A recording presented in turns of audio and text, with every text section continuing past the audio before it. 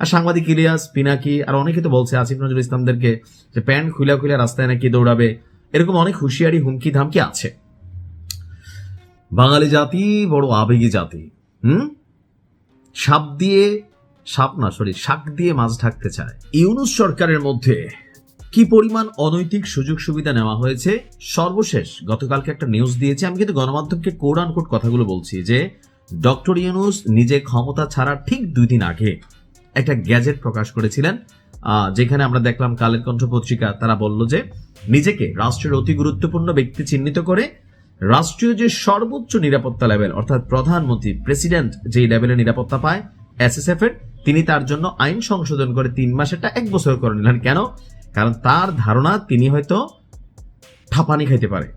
তো ডক্টর ইউনূস নিজের জন্য যেই সুযোগ রাখলেন বাকিদের জন্য রাখেন নাই। আর এখন ইউনূস সরকারের মধ্যে সবচেয়ে প্রভাবশালী ইশরাককে আরো পুরো বিএনপিকে নাকানি চুমানি গুতানি খাওয়ানি একটা ক্যারেক্টার ছিল আসিফ মাহমুদ সজীব ভুইয়া, যার বিরুদ্ধে শত কোটি টাকা তার এপিএস এর বিরুদ্ধে দুর্নীতির অভিযোগ থাকার পরেও তৎকালীন ইউনূস গভর্নমেন্ট অর্থাৎ ইউনূস সরকারের সময় দুদক তেমন কোনো ভূমিকা রাখেনি।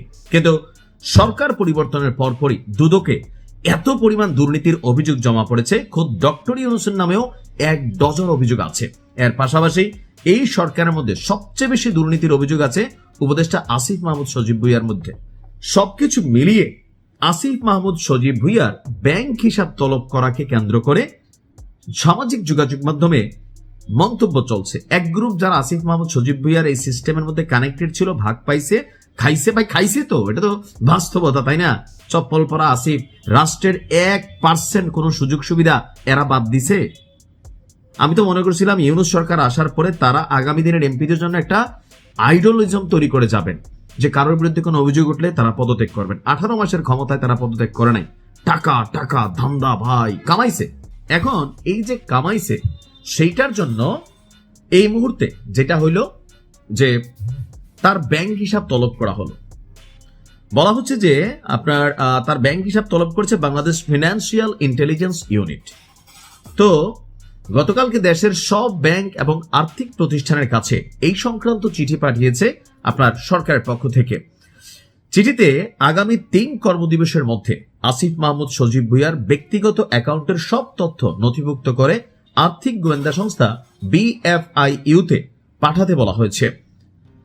তো এটা কি আসলে ধরা খাবে? না ভাই, শুনেন, একটা বাচ্চা মনে বোঝে। ধরেন যে সামান্য একজন ছিনতাইকারী শেষরা যে দুর্নীতিবাজ, সেও তার বিকাশ অ্যাকাউন্টে টাকা গ্রহণ করে না, করে লামসাম যদুমধুর অ্যাকাউন্টে। তো আসিফ মাহমুদ সজীব ভুইয়ার ব্যাংক অ্যাকাউন্ট খুঁজানি আপনারা টাকা পাবেন। আসিফ মাহমুদ সজীব ভুইয়া এত পাগল তো না, কাঁচা মাছ খায় না এরা, যে ব্যাংকে কোনো ট্রানজেকশন করছে। দেখা যাবে যে পুরা ব্যাংক একটা তার অ্যাকাউন্টে আপনি 2 কোটি টাকার হিস্ট্রি পাবেন না। 18 মাসের বেতন ভাতা ছাড়া এখানে কিচ্ছু পাবেন না। এরা টাকা পাঠাইছে কিভাবে, পাচার করছে কিভাবে, এগুলো আমরা আইডিয়া দেওয়া লাগবে না। যারা এই দেশে দুর্নীতি নিয়ে কাজ করে দুদক, তারাই ভালো জানে যে কে কোন সিস্টেমে খায়া ফেলে। আমরা মনে করি একটা নিট অ্যান্ড ক্লিন একটা তদন্ত হওয়া দরকার। কিভাবে এদের বিরুদ্ধে যে শত শত কোটি টাকার দুর্নীতির অভিযোগ উঠলো, এমনি উঠছে, পালাইতে চেয়েছে দেশ ছেড়ে আসিফের এপিএস। কেন? একটা সুষ্ঠু তদন্ত করে এগুলা সবকিছু জনগণের সামনে প্রকাশ করা হোক। যদি নির্দোষ মুক্ত, আর যদি দোষী হয় তাহলে টাকা বের করতে হবে।